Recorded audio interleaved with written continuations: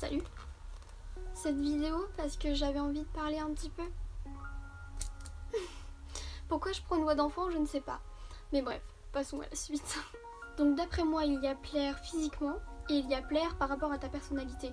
Ça veut dire que la balance qui est là va peser plus lourde que la balance qui est le physique. Ça veut dire qu'ici, on aura le 30% et ici, nous aurons le 70%. Ça veut dire que ce sera la partie de ta personnalité qui plaira plus à la personne. Ça veut dire que la relation commence par une amitié. Et une amitié, c'est pas parce que la personne est belle que tu vas rester amie avec elle. C'est parce que sa personnalité te plaît, qu'elle est drôle, qu'elle doit être de bonne humeur tout le temps, qu'elle doit te faire rigoler, vous avez de super bons délires, vous faites plein de trucs et c'est ça qui vous plaît et que vous avez les mêmes délires à peu près. Donc pour moi, c'est vraiment du 30%, 70%. Parce que sinon, si le physique serait super important, de base, la relation ne commencerait pas en amitié. Mais je pense que du coup, les relations flirt commenceraient par une amitié. Mais le truc, c'est que tout le monde pense qu'on peut plaire que par rapport à notre physique. Alors que pas du tout. On peut plaire à quelqu'un par rapport à notre personnalité. La personne est drôle, elle te fait rigoler, qu'elle te flatte, qu'elle est là pour toi, qu'elle a une touche de bonne humeur. Un petit détail qui peut plaire en fait. Et genre, si c'est ça, bah t'as tout gagné. Tout le monde a des défauts. Tout le monde peut plaire à quelqu'un. Et tout le monde ne devrait pas se ranger. Ne devrait pas essayer de ressembler à quelqu'un, à un idéal. Y a-t-il un idéal? C'est ça la question. Je pense que ce serait quand même super bête de vouloir changer, de vouloir se transformer, de vouloir changer de style vestimentaire parce que ton style de base ne plaît pas. Les goûts et les couleurs, c'est super important quand même, non? C'est ça qu'il faudrait qu'on dise. C'est ça que les gens devraient comprendre. Que soit ils t'acceptent comme tu es, soit quelqu'un d'autre t'acceptera par la suite. Qui restera seul? Personne. T'as toutes les personnes qui t'entourent, toutes les personnes qui sont là autour de toi. Elles sont là pour ta personnalité. Tes amis sont là pour ta personnalité et non pas pour ton physique. Alors pourquoi ton futur copain ou ta future copine ne serait pas là juste pour ta personnalité comme tes amis sont là? Et si son physique te dérange, c'est que tu devrais te remettre en question ou alors changer d'orientation. Mais quand je dis changer d'orientation, c'est changer de relation.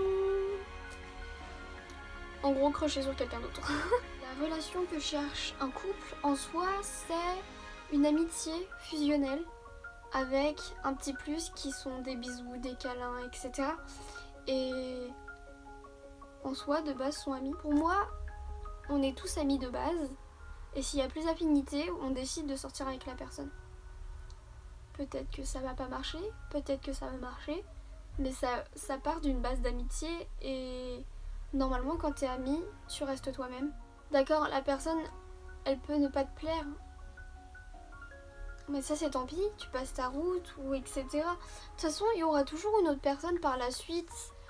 Même si on a l'impression que tout va s'arrêter et qu'on va finir notre vie seule, on va toujours, genre, quand on s'attendra le moins, on va tomber sur une personne extraordinaire. Et là, on plaira vraiment à la personne. Et on n'essaierait pas de lui plaire en inventant des trucs. Mais c'est pas le plus important, genre, c'est pas parce que t'as 2 points communs avec la personne que vous n'êtes pas compatible, ou c'est pas parce que il y a un détail qui vous déplaît chez la personne que vous n'êtes pas compatible. La personne pourra passer autre si elle veut plus avec vous. Cette vidéo, c'était pour vous dire que vous valez tellement mieux que d'être sélectionné, d'être choisi par des personnes qui trouvent que l'importance du physique est la plus importante, sauf que non, ce n'est pas le cas.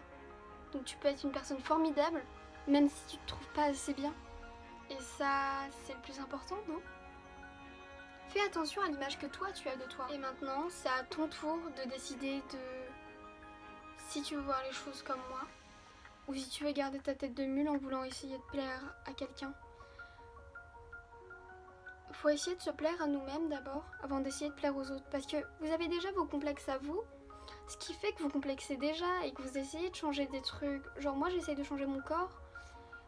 Mais si j'essaie de plaire à quelqu'un d'autre par rapport à son idéal. La plupart des garçons, son idéal serait la morphologie.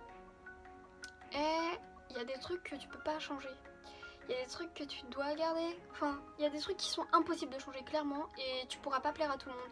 Du coup, n'essaye pas, là, à partir de maintenant, n'essaye pas de plaire à quelqu'un.